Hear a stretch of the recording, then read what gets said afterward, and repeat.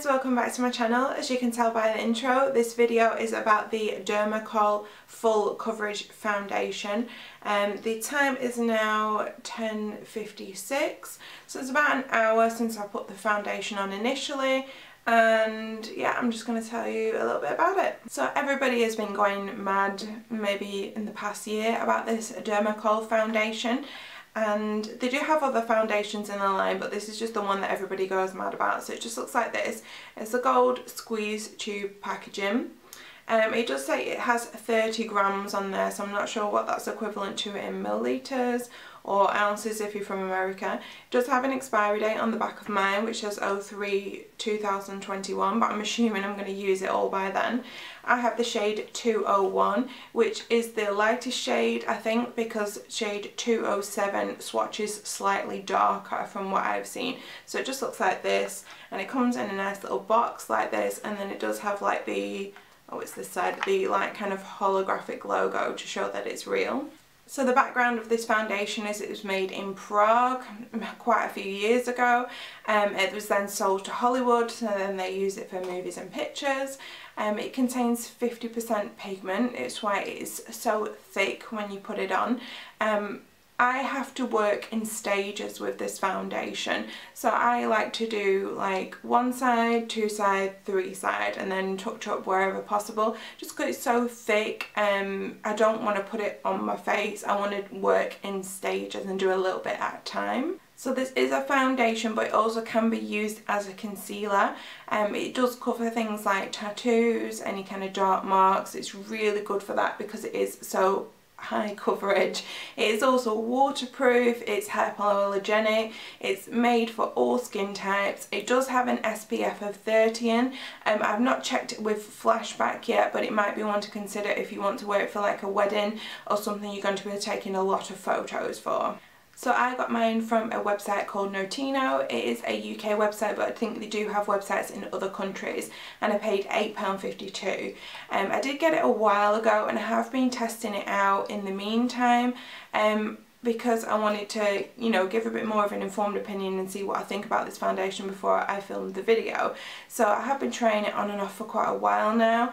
I haven't worn it for more than 2 days at a time because I know it's so thick I don't want to break my skin out. So at the same time as getting the foundation, I also got this Dermacol powder. The packaging for this is absolutely shitty.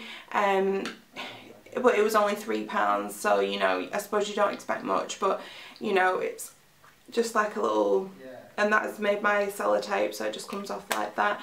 So, and that is in the, don't know even if it has a shade on it, but it was only about £3. No, there's no shade on this. It was only about £3, so it wasn't expensive, but you know, I wouldn't say that using this that it doesn't have any effect on the foundation. So you could just use a normal powder. I don't see a difference between if I was to use a normal powder and to use in this. So as I mentioned, I did buy mine from the website called Notino. It is a genuine website for anybody asking. It does have quite a high rating on Trustpilot. As last time I checked, it was around 9.2, which is really high for a company these days. So I will link it down below. I'm not affiliated in anything. I just want to show you where I got it from, because they do sell these on eBay and Amazon, but there are a lot of fakes, and I don't want, you know, somebody to buy it off my recommendation or my review and get a fake one, because I'm very aware of the impact of fake makeup and what it can do to your skin. So you know, I will try and, you know, I will link the real website down so you can get a real one, you know, because I always hate someone to get a fake one. I have noticed that around my nose and around my under eyes I am a little bit dry. I'm not wearing a concealer today just because I wanted to show you how it looks on my skin without a concealer. To be fair, I don't notice much of a difference when I put a concealer on anyway. So as I've been trying out this foundation, I've usually been putting it on at 7 in the morning, and around 3 o'clock I usually need to blot. When I blot my face, it kind of seems like it's not oil on my face. It's kind of like my skin is trying to push out any excess product, if that makes any sense, because whenever I blot, the blotting paper doesn't seem like it's got oil on it. It just seems like it's got excess product, so I don't know if that makes any sense to you, but that's how I feel. And that's, at least, you know, it's a good 8 hours wear, which is great, you know, if you were to wear it to a party, you know, or a night out or a wedding, anything like that. But yeah, that's my thoughts on it. I'm going to come back later on so you can actually see what my skin is like. So yeah, that's all my thoughts and everything I wanted to mention for now, and I will see you at the update later.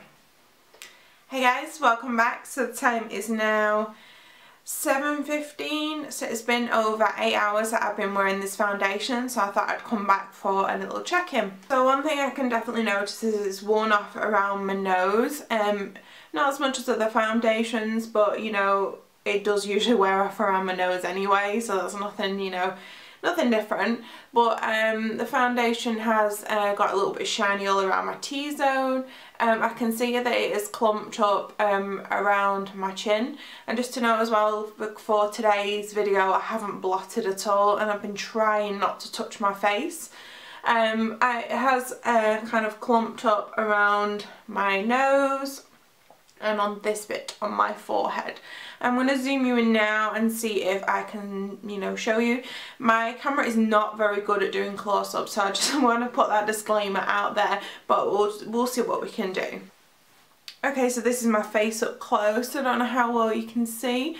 It's all kind of bunched up here, around here, and then on my forehead a little bit. So I do have oily combination skin, so that probably doesn't help. But actually, you know, I think it's held up really well today, and I think it's actually held up better than normal days. And today is actually a really hot day, the sun has been out, and I think it's held up really well. I'm actually really surprised myself, because this is like the best it's ever held up in a while, or since I've been using it. I have primed my skin today using my normal primer, which is the Ordinary silicone primer. That's an amazing primer, you need to check that out. It's £3.90. And yeah, everything's still in place. My highlighter, my contour. I've been for afternoon tea, so my liquid lipstick has not fared that well, but you know, that's not under test today. But yeah, I'm actually really impressed. I will be wearing this foundation more. You know, I did quite like it before, but you know, I think I like it even better today. So I've seen a lot of reviews and a lot of people saying, you know, they don't really like this foundation, it does make them oily, but you know, I personally haven't had that experience with it.